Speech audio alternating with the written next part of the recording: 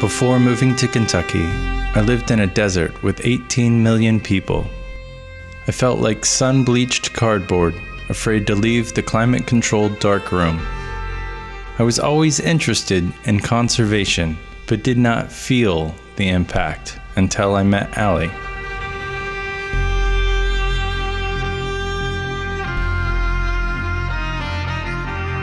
This is The Eclipse. My words, read by Neville Elder. A kayaker will climb a mountain for any new experience. Watching others visit the upside down, I can identify because I swim like a carp in technical places.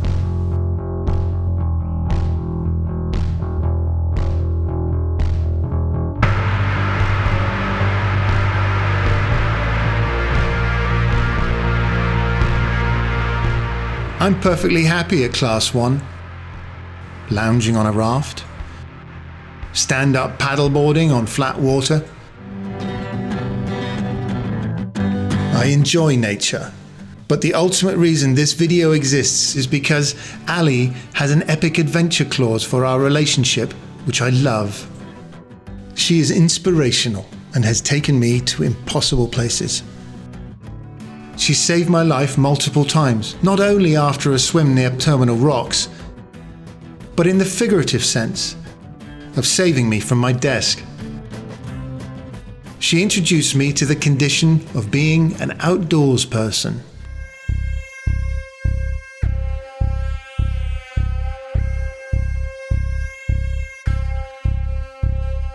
She is a seasoned pro.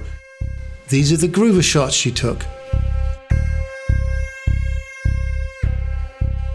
She taught me the difference between upstream and downstream. Honestly, I forget the way right now.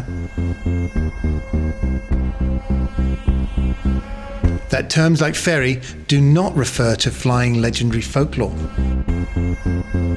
She taught me that a safety brake doesn't mean what I thought it meant. The dangers we've faced seems far greater out of the water. The portage around a strainer is one of the most dangerous parts. I call them grabby drownies. Here is a land strainer we crossed on a hike in our travels. Other land dangers we encountered include this green stingy non-flying insect, this hornet, bears, cliffs, deer in the road, locals shooting shotguns over our campground, drag shows, and this mammoth rattlesnake. Slipping over this slide was a big moment for me.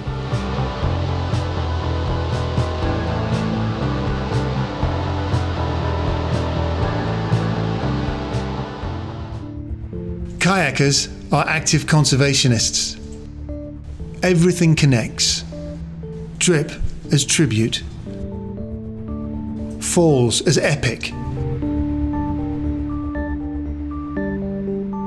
hidden falls where the elves live, deathy, unboatable falls before the confluence, the concourse, the union, the concursion, the junction, and eventually, finally, the gulf. Kayakers will risk sharp rocks in the century-long polluted waters of Tennessee's Pigeon River, knowing a mouthful of the poisoned water could make them violently ill. Before I met Allie, I sat at a computer. Couldn't work out a day trip to anywhere. But now I feel emboldened, enlightened, and able to travel through a much tougher terrain than I had ever imagined. And this used to be my daily walk. As I progress in my excursions, I learn so much. Through even in the deepest reaches of the wilderness, I feel the pollution of the modern world, hear the nearby interstates, and see the local politics. I'm not sure if I feel empowered and charged, or helpless and anxious. All I know is that if I don't join others and fight for this, these experiences will end.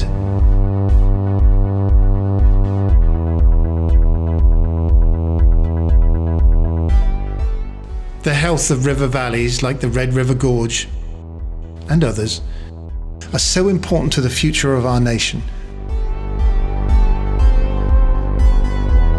I have learned boaters are bonded together in ritual, in joy, in safety.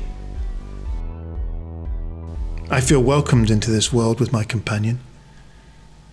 But I worry perhaps videos like these one day will become memories of how beautiful it was.